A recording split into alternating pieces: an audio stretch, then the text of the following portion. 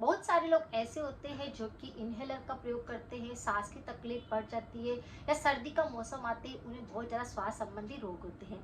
Asthma है जैसे कि पुराना, तो उसके साथ में जैसे अस्थमा है वो इनहेलर ले रहे हैं या बहुत सारी उनकी पुरानी मेडिसिन का प्रयोग वो कर रहे हैं, लेकिन अस्थमा तो है ही सही, लेकिन उस दौरान अगर खांसी का संक्रमण हो जाता है तो सबसे ज़्यादा प्रॉब्लम बन जाती है। अगर खांसी भी साथ में चल रही है, सांस लेने में भी दिक्कत हो रही है और आपको अस्थमा है जैसे कि बहुत ज़्यादा आपका सांस फूल रहा है, आपकी धड़कन पूरी तरह से बढ़ रही है, तो उसके लिए आप ऐसा कौन सा उपाय करें। आज मैं आपके लिए ऐसी रेमेडी लेके आई हूँ, आपका पुराना अस्थमा भी उससे बिल्कुल ठीक होएगा, सांस की तकलीफ होगी, श्वसन तंत्र मजबूत बनेगा और अगर आपको इनहेलर का प्रयोग करते हैं तो वह बिल्कुल छूट जाएगा। सांस की तकलीफ तो सही होगी, लेकिन अगर आपको लगातार खांसी का संक्रमण हो रहा है तो वह भी बिल्कुल सही होगा। आज हम यहाँ पर दो रेमेडी का प्रयोग करेंगे। अस्थमा होने के बहुत सारे रीजन होते हैं। अगर किसी का बचपन में सर्दी जुकाम बिगड़ जाता है और इस प्रकार से निमोनिया का रूप ले लेता है या फेफड़ों में किसी प्रकार का संक्रमण होने लगता है, तो प्रकार से उन लोगों को अस्थमा होने लगता है।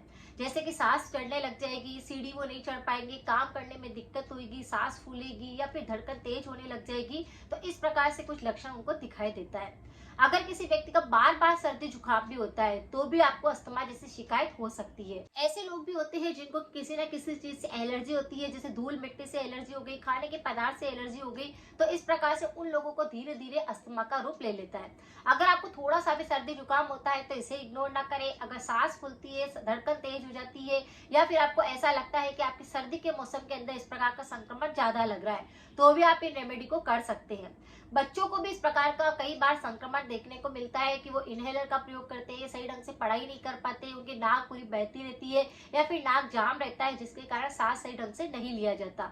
तो आप बच्चों के साथ भी इन रेमेडी को कर सकते हैं। दो रेमेडी से आपकी पुरानी एलर्जी साफ होगी। अगर आपको बार बार सर्दी जुकाम होता है तो उस पर काम करेगा। आपका इम्यूनिटी सिस्टम जो होगा वो बिल्कुल स्ट्रॉन्ग बनेगा। अगर आपको अस्थमा इनहेलर लेने की जरूरत है तो वह बिल्कुल छूट जाएगा। आपको क्या करना है, रेमेडी के तौर पर 1 ग्लास आपको दूध लेना है, गाय का दूध लेना है, यहाँ पर आपको भैंस का दूध अवॉइड करना है। और फिर 1 ग्लास दूध को आप गर्म करने के लिए चढ़ा दीजिए। उसके अंदर जब बॉईल आने लग जाए तब आधा छोटा चम्मच सोट का पाउडर डाल दीजिए और फिर 2 खजूर आती है, पीन खजूर, उसको आपको अच्छे से साफ करके धोकर उसके बीज निकाल लेने हैं। दोनों के आपको छोटे छोटे से टुकड़े कर लेने हैं। दोनों पीन खजूर को भी आप दूध के अंदर डाल करके बॉईल कर लीजिए। यानी खजूर डालना है और सोट का पाउडर डालना है। जब अच्छे से दूध 1 ग्लास का 1 कप रह जाए तब आप उसमें थोड़ा सा आगे वाली मिश्री आती है उसका प्रयोग आप कर सकते हैं। वैसे भी दूध मीठा हो जाता है क्योंकि पीन खजूर डालने से उसका टेस्ट वैसे भी मीठा हो जाता है। तो अगर आपको जरूरत लगती है तो हल्की से आप उसमें शक्कर ऐड कर सकते हैं। बाकी अगर नहीं भी ऐड करेंगे तो दूध मीठा हो जाएगा। फिर उस दूध को आपको धीरे धीरे करके रात को सोते समय पर लगातार 5 से 7 दिन तक पीना है। यह आपके पुराने से पुराने जो अस्थमा की शिकायत है उस पर काम करेगा, आपकी एलर्जी को खत्म कर देगा। जो पीन खजूर के छोटे छोटे से टुकड़े आपने किए हैं उनको आप चबा चबा कर खा लीजिए और दूध जो आपने बनाया है उसे आप अच्छे से पीते जाइए। बस इस रेमेडी को आप करेंगे तो पुराना अस्थमा जड़ से साफ हो जाएगा। दूसरी रेमेडी क्या है कि अगर अस्थमा तो है से, लेकिन दिन भर में जैसे खांसी का संक्रमण बहुत हो रहा है या फिर रात को खांसी बहुत ज्यादा चल रही है, तो क्या करें।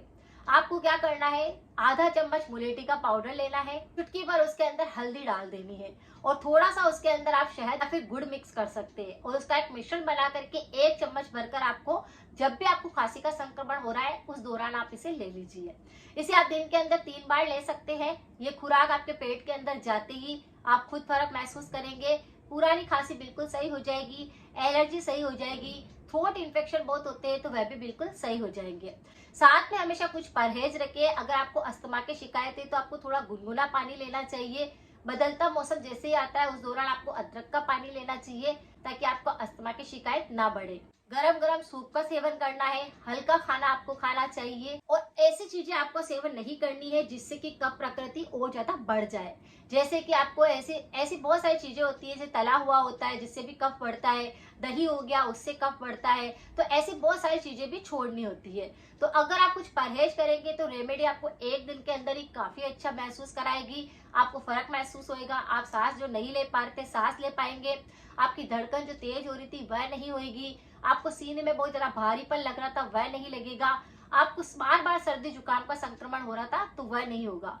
इस तरह से इनहेलर भी धीरे धीरे करके छूट जाएगा। तो दोनों ही रेमेडी पावरफुल है, इनको आप कर सकते हैं। अगर आपको कुछ फायदा मिलता है तो लोगों के साथ जरूर शेयर करें।